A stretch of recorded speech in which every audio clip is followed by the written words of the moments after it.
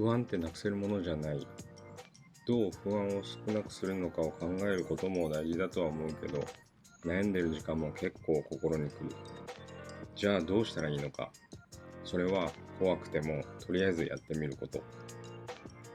まだ準備ができていないと思っていたけれど、本当は未経験のことへの怖さを自分で大きくしすぎていただけなんだと思います。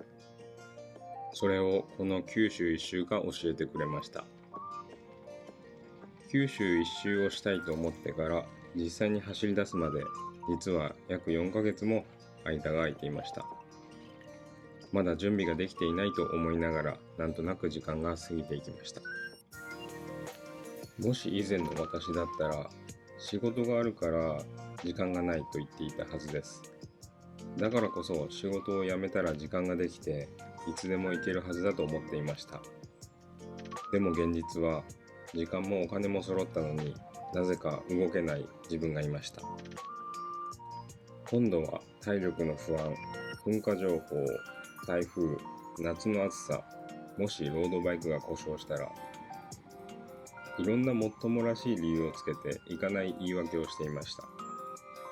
今思えばそれはいけないんじゃなくて、未知なことへの怖さを追っていただけなんじゃないのかなと思っています。能力が足りないわけではなく、ただ挑む壁の高さを勝手に高く見積もっていたんです。けれど、いつまで待っても不安は解消されません。そこで、やってみないとわからないということを信じて一歩踏み出すしかない。そう思って九州一周にチャレンジした時から全てが動き出した気がしました。旅の間はとにかく食べて走って寝るだけ。慣れてくると朝6時には自然と目が覚め、夜9時には眠くなります。シンプルで健康的で頭が澄んでいくような感覚でした。坂道を登っているとき、息が上がって足が痛くて汗が止まらなくても、頭の中は今だけに集中していました。宿について湯船に浸かった時の、幸せだなぁという静かな満足感。それが何よりのご褒美でした。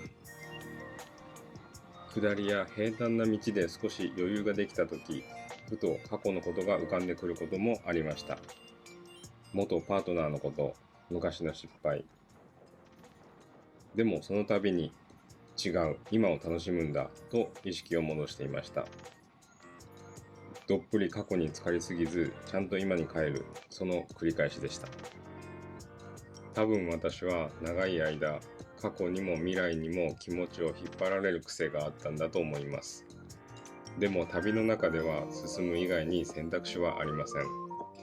景色が変わるたびに今だけに戻されている感じがあって、それがなんだか心地よかったです。旅は終わったけれど、あの時感じた今を生きる感覚はまだ体のどこかに残っています。不安で動けない時もありますが、その度に怖くてもとりあえずやってみるということを大切にしています。